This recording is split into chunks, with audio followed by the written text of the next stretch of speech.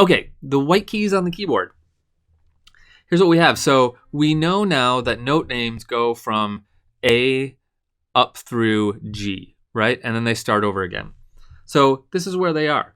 So we can see that the piano goes on and on and on and on for a long time.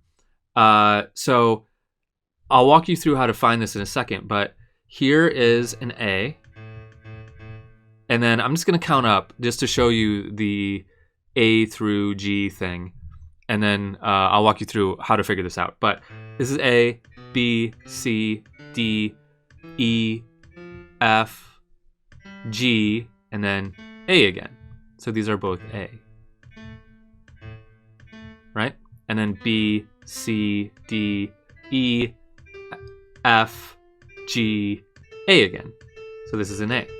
So the way, when you're looking at a keyboard, the way you can kind of ground yourself is to look at the pattern of black keys, because these exist in this pattern of 2, and then a pattern of 3, and then a pattern of 2, and a pattern of 3. Now we're going to talk about how to read the black keys in just a minute. But for now, let's use the black keys just as a way of knowing where we are on the white keys. For example, whenever you see the pattern of 2 black keys, you can go just to the left, and that's going to be a C.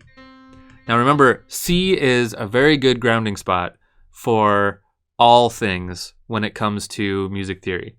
We like to know where C is, and we like to start on C.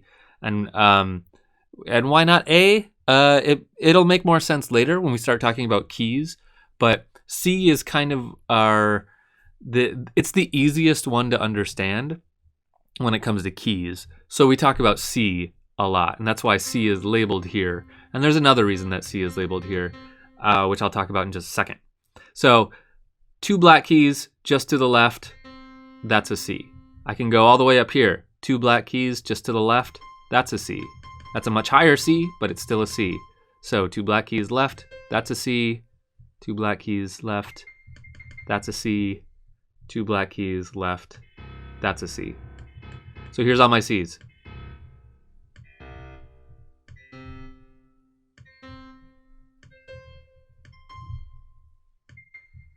And this is actually one too, but you can't see the black keys because it ends. But so that's a good grounding spot. If we want to find A, the way I was just using A, look for the row of 3 black keys, and it's in between the top 2. That's A. So that's A, that's A, that's A, that's A, that's A, and that's A. Now we're not going to focus a bunch of time on how to play the piano, but we do need to know how to read the piano and know what notes are where, right? So if you can find C, you can pretty much do everything you need, because then if you need to find an E, you can go C, D, E, right? There's an E. If we need to find, I don't know, pick any letter. If we need to find a B, we can go C, D, E, F, G, A, B. There's a B. We can also think the other way, and we can say, if this is a C and you can do the alphabet backwards, you know that right before C is B. So we can find a B going down the other way. So this is a B. So in other words, B is the group of 3 right on top. Just to the right of the group of 3 black notes is always going to be a B. So you can kind of do these tricks, whatever works for your brain, to kind of remember where they are. What most people do is they find C and they memorize that spot of just to the left of these 2 black keys is C, always.